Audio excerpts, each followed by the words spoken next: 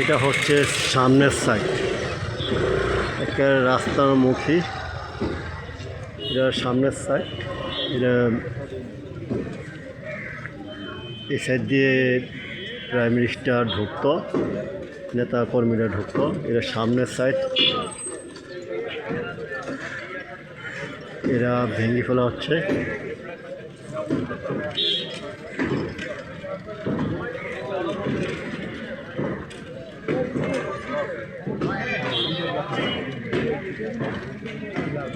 অনেক মানুষ, ছাত্র জনতা, জনসংখ্যা।